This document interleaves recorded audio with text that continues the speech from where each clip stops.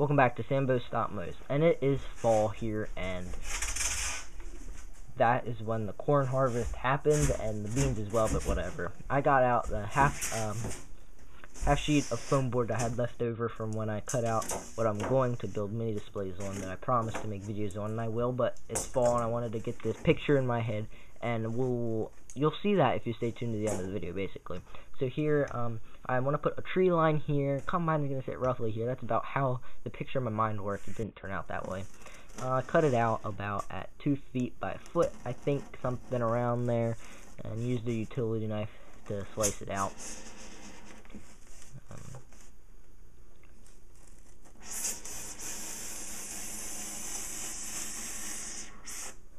And then with a good snap, it came right off. I like to use a rough grit sandpaper that is, I'm thinking about 40 grit, I don't know, it's like the roughest you can get basically to shape this out, and I originally got it to put on a palm sander, but I ended up using it with a block. I sanded out the edges, actually rounded them, kind of going for a look. It didn't really quite turn out that way, and here I'm standing in a gully, and the way water would kind of go, we have a lot of those on the farm, and I thought I'd just try to simulate that. It's probably a good idea to wear a dust mask. I swept everything up and it's still everywhere. A good idea is to do it outside. But you'll see a lot of time lapses in this video. Here I just painted some brown paint that was pretty bad on, and I just put that where I thought the areas could use it. The rest is going to be covered up by a couple layers of other things, so it's not too big of a concern.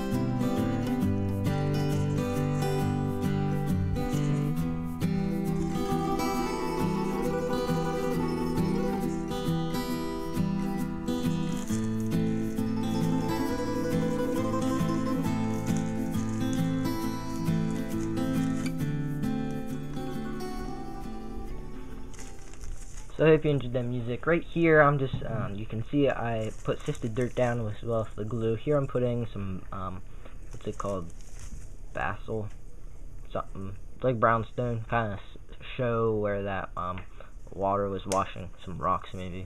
And then here I'm putting in the Woodland Scenic, fine turf, brown, whatever. I have this broom, but it's kind of falling apart. I found it in the barn. I think it's probably been there for like 50 years. I don't know. It's kind of rough. So you can see this is what we're actually going to be making the corn stalks out of, and I'm just going to break them off like this. I got the broom for the purpose of this. It's actually probably a decent broom compared to what we use sometimes in the barn. So what I found was the easiest to do is get my chop it and chop one at a time. I did try different things where I would get like a little tube to feed it through and different things. It's kind of a satisfying job after get some music playing, doing whatnot. And then I just put one in at a time. I found that this planter, it's a spec cast one. I did review it. Don't try to find that. But it's closest to what the combine headers are, and it's actually kind of interesting. I know that in real life planters are different widths, but literally every single planter I could find in 1/64 scale, I probably have like 5 or something, which I didn't realize I had that many. They're all different, so I don't even know.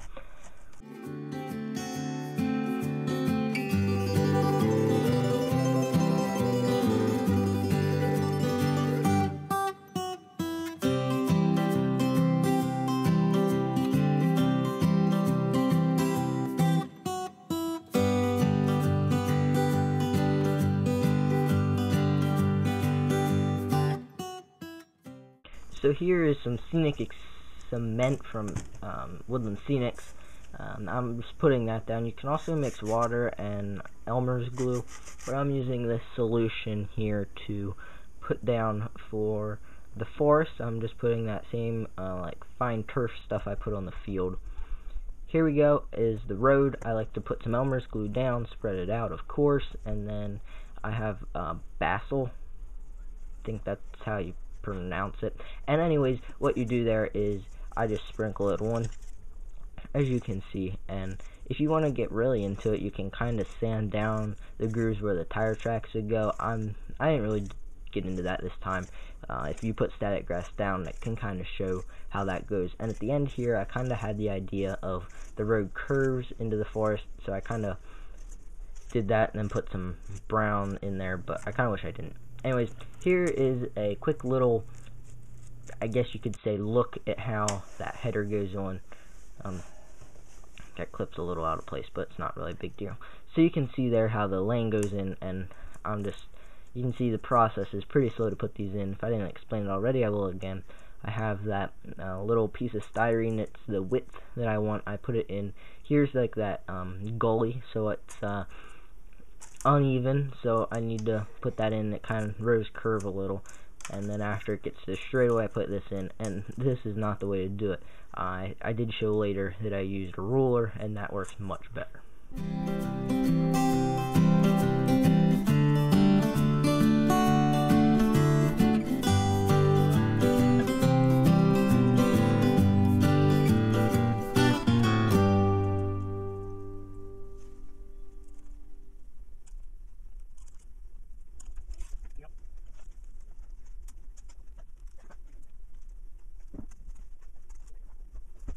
Here are some of my broomstick corn tassels, and you can see I ran some of them over like that second row and farther row. In the future, I'm going to mark the rows that are run down and just not put any in, because it saves time, and then once you put the fodder over top, it blends in. You can't tell the difference anyway.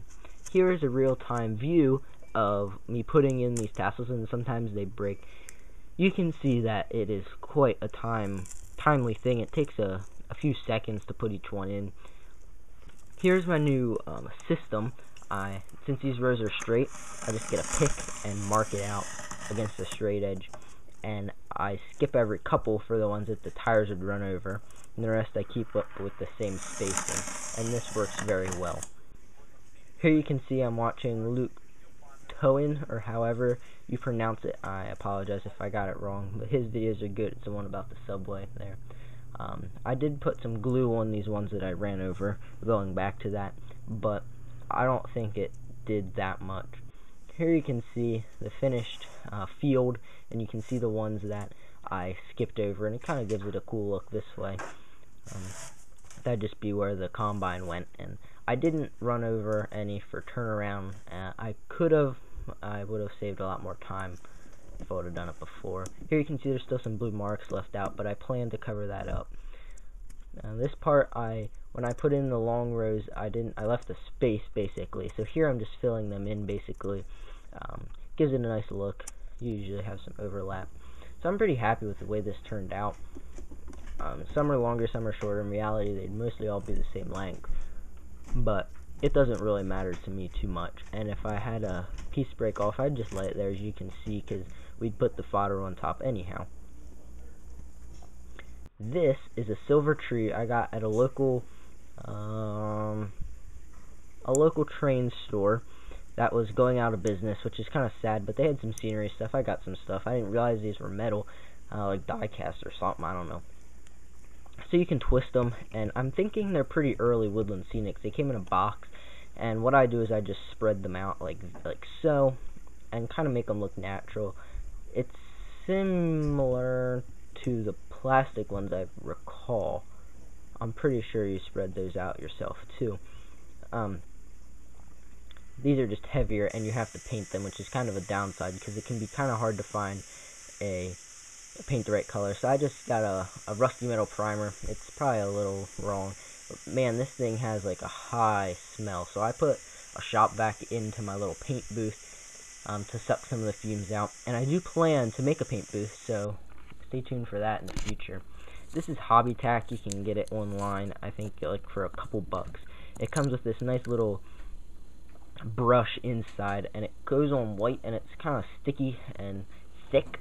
You brush it on wherever you want foliage or anything else to stick. I make sure to give it a pretty good coating, but I don't get it too thick.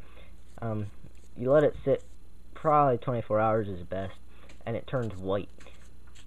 Sorry, it already is white. It turns clear. So here is how it looks before. After it turns clear, you can put the stuff on.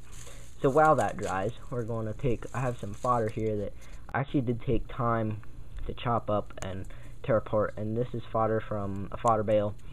Comes from the corn stalk in real life, so that's what kind of got that. In reality, here is a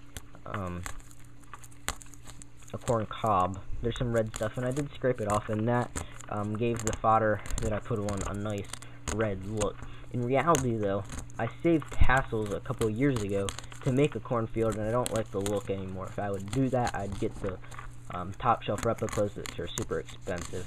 But I'd put those in the chop it and chop up, as you can see here, a bunch at a time, and it would go very fast, and it would give it a nice fine look, realistic, that I could spread over, and it didn't take much time at all, whereas tearing up individual leaves it was time consuming, took a while, and it didn't give the look I was really hoping for. So this way, well, it was real time. This is a time lapse. Quite satisfying, actually. And you can see those bigger stems there that I actually throw out. You can see a better look there. It's pretty thick. It's better just get rid of them, and I had a lot. So it wasn't a big deal. And I just put that in a container to sprinkle it on. I actually saved a container too, because if you stay tuned later, you can see that if I take it outside, they blow away because I didn't get to glue it down. This is the most fun part of the project, in my opinion. I get the glue and my little static grass applicator. It works pretty good for what it is. I could use some different colored grass, is probably good, but after I vacuum it up, you can see that it does stand up, and I'm not sure how this would work with longer grass, but it works great for this length. I'm sorry that I didn't get more of the applying done. Here's the most satisfying part of the whole project, is putting the fodder down. You can see those little square pieces is what I cut up, such as that. And if it was a little smaller, it would look good, but I'm happy with what I got out of my tassels. I'd recommend that's what you do. However, if you don't have fodder bales on your farm, and if you do, it's kind of hard to find the corn tassels, the best thing is to cut them off of corn. But make sure you ask a local farmer if you don't own the corn, because that's stealing. Here's some leftover gravel and junk that I had that I was just sprinkling there to fill up the space, because it's probably a field. Here is the foliage that came with the trees. It's actually kind of funny because it is a square and you had to tear it up. I really enjoy the clumps much better. However, this is an older brand, so they had to improve, and it kind of does give it a nice matty look, I suppose. Then I take some coarse turf, fall yellow. This is the same stuff I got at that sale I got the trees at for this purpose, actually. And I'm going to sprinkle that on and come out with a fall-y looking tree. The foliage, the green it came with, if it was me, I'd make it darker. The whole thing didn't come out quite right. But here's some orange, the same stuff, and I thought, well, what if I sprinkle it on? And it actually just stuck to whatever it was, and that didn't turn out very good, as you can see there. So I ended up tearing it off, putting it on top, and then sprinkling more on.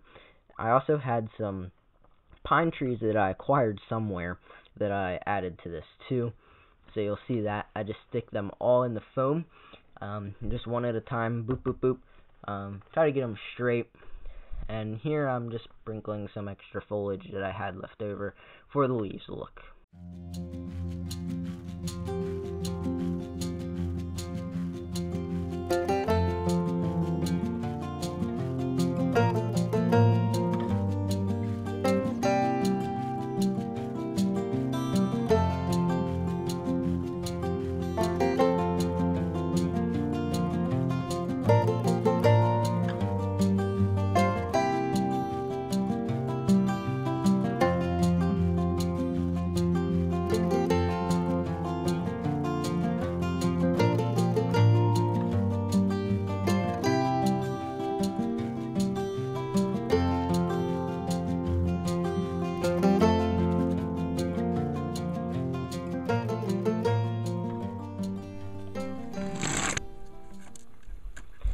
So, what you are seeing here is a load of scrap wood in a little green light trailer.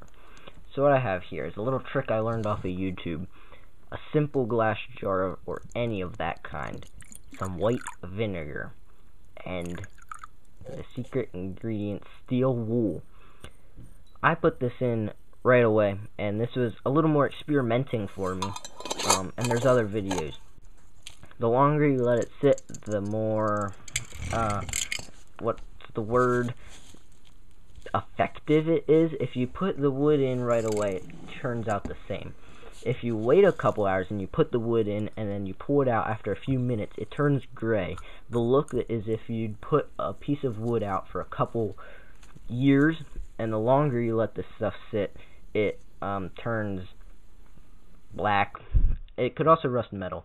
What you're seeing here is a little piece I made out of an old John Deere D, I think, or G, for a sawmill and a future display. I put a hay bale there, and then I put the pieces of wood in the fence row. And this is basically the end of this display, is what you're seeing here.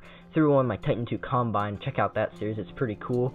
The tractor I made in the build-off, and the wagon I showed off too. So we're at the end of the video. Enjoy these couple pictures, and thanks for stopping by. Also, make sure to check out my Facebook page, Sambo Stop Mo's. Thanks.